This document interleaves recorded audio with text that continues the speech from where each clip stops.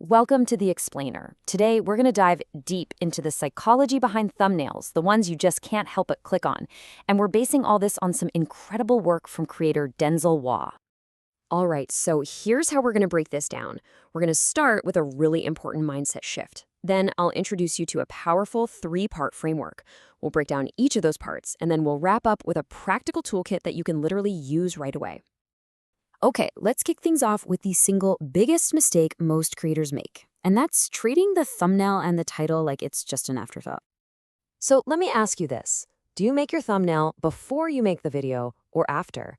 This one simple question tells you everything about your strategy. And honestly, most people get it completely backwards. And this right here really frames the problem perfectly. See, a video-first approach is reactive. You're just kind of summarizing what you happen to film. But thinking thumbnail first, now that's strategic. It forces you to define a really ambitious, clickable idea from the very start, which pushes you to make an even better video that actually lives up to that powerful packaging. This is the absolute core of the whole idea. Your thumbnail and title, they're not just a summary of what you made. No, they are the promise. They are what sets the expectation and earns that click in the first place. And what's so critical to get here is that this isn't about being a graphic design genius. This is about applied psychology. You don't need to be some professional artist. A persuasive, even kinda ugly thumbnail will always beat a beautiful but unconvincing one. You just need to understand what makes people curious. So how do we actually apply that psychology? Well, it all comes down to a really simple three-step framework. And here it is, the AIC framework: attention, interest, and curiosity. Your thumbnail has to do all three of these things, but, and this is so important, it has to be in that exact order.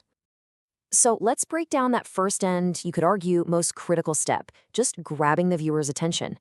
How do you win that battle when there's a sea of other content out there? Well, there are four really simple tactics for this. First, use strong color and light contrast to make your thumbnail just pop off the screen. Second, keep it unbelievably simple, like no more than 3 main things in there. And finally, show an action that makes people do a double take, something dynamic or even a little out of place. Okay, so you've got their attention, you stop the scroll, now you have milliseconds to generate real interest and then create a powerful curiosity gap. Now for interest, the test is pretty simple. Can somebody glance at your thumbnail and immediately understand the core idea? It can't be a random jumble of objects. It has to tell a little micro story in just a fraction of a second. And now for curiosity. The key to this is a concept called the information gap. The wider you can make this gap, the more compelled somebody will feel to click. It creates this little mental itch that they just have to scratch. And here's the difference in action. A bad thumbnail, it just gives the answer away. It closes that information gap. But a great one makes it even wider. It signals that the video has a valuable secret inside, but it doesn't tell you what that secret is. The only way to find out is to click. So this is all great in theory, but how do you actually apply it? Let's check out some proven formats that you can adapt right now. Look, you do not have to reinvent the wheel. Start with formats that are proven to work, like The Conflict. Just put 2 things together that don't belong. A vegan at a steakhouse. Right away, your mind creates a question. Wait, how does that work? And you need to know the answer. Another really powerful one is starting the story right in the middle.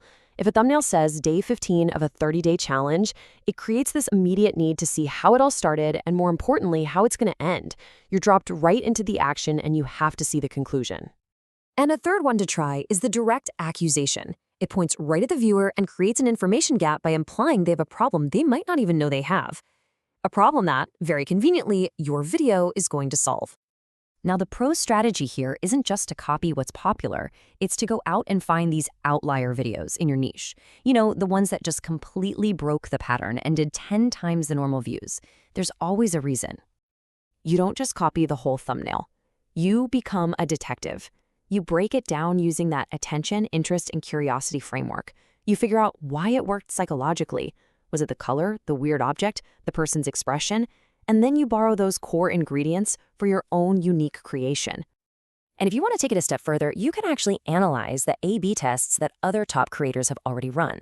For example, one podcaster tested different thumbnails for a dopamine expert.